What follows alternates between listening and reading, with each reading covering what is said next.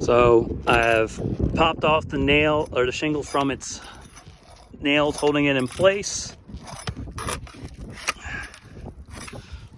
And